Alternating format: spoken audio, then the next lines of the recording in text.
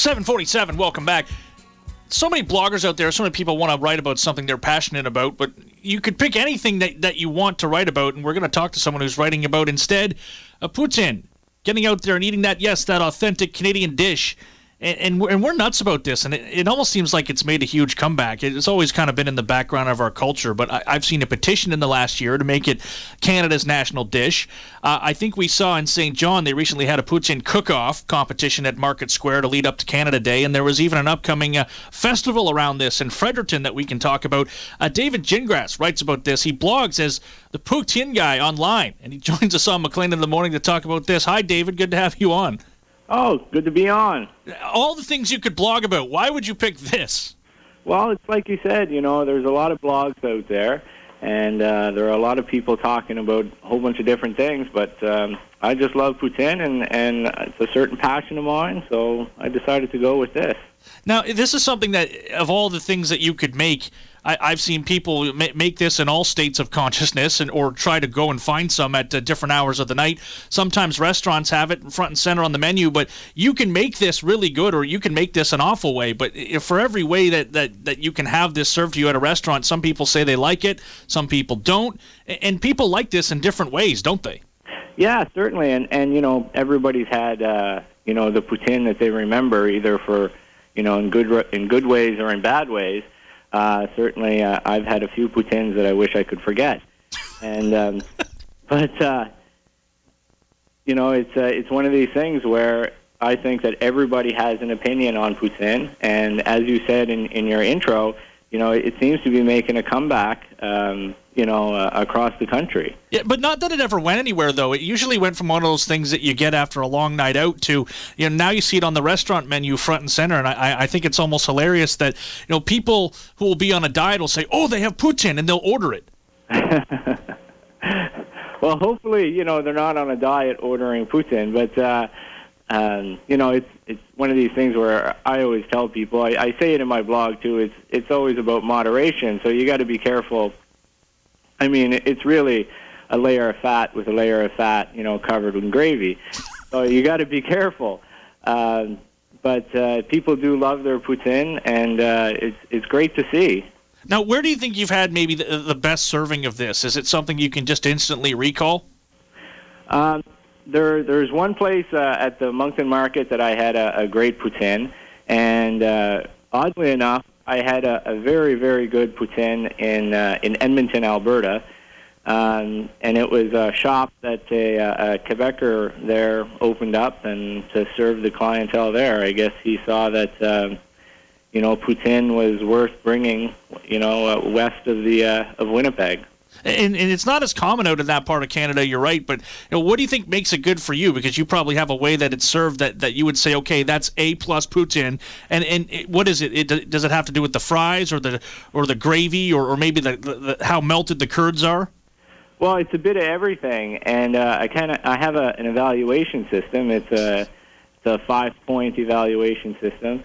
And, 3 of those points, I think I just mentioned, the fries, the curds, and the gravy. But the other 2 are value for money. Are you getting, the best bang for your buck, basically, when you get your poutine? And, the last one is expectations. Did you expect more when you sat down? Or, were you expecting less and it surprised you? And how many times could that probably happen with a dish as simple as this? Because you don't expect much with what is really, 3 ingredients? Yeah, that's true. But, it's odd how some people really get it wrong.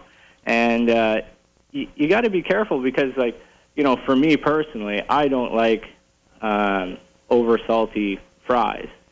But because, in the poutine, you already have the gravy that's salty. You already have the curds that's salty. So you really don't need your fries to be overly salted. But if you're in a restaurant that, serves fries out of the same basket for everybody, well, you're probably not going to make the best poutine. Yeah, you're right, exactly. You go to war with the sodium that's in this dish. But I remember one of the best ones I ever had, and this is weird, was in Timmins, Ontario. I lived there for a year. There's a very large Franco-Ontarian population up there, and I always think that Quebecois, they've always done it the best because they use real curds, or they try to, and there's different things that you can do to it. But they serve this out of a variety store, and if I recall, it was called the Chez Nous Takeout Variety. It's a very unassuming place, just sitting on a little parking lot, kind of outside of the downtown, I guess, if Timmins has a downtown. But people would walk from the bar on a Friday night just to go over and line up outside of this place. And they had a little takeout spot in there. And they served this stuff in these tinfoil flats. And you could order it, too. And they would drop it off at your door at like 3 in the morning. And it was a huge hit there. That's pretty weird, actually, that you could get it takeout. I've always found that, the earliest you get your poutine, the better, because I just like those curds to stay squeaky for as long as possible. But and when you when you wait too long, they start to melt. But that's just my personal beef, I guess. What do you think, David, about fast food getting into this? And I think it was Wendy's. This was last summer. I was at a location in Dieppe, and I went in and I saw the sign, and it said, Wendy's, they called it poutine, was on the menu, and they said that they brought it in or something like that, describing what was in the dish and the fine text underneath. It was like their French fries with the cheese, of course, and then it said authentic Quebecois style sauce, and I'm standing there going, why don't you just call it gravy? I don't know what authentic Quebecois sauce is, but I assume it's gravy as well. And it goes back to that expectations thing. You walk into Wendy's, you're expecting a Wendy's poutine, right? Which means, you can't be expecting too much. Just like Costco, you walk into Costco and you get a poutine, it's going to be huge, but, you're sitting down and you're eating Costco poutine, right? You can't expect the world out of these things. But I commend Wendy's for the initiative that they took on.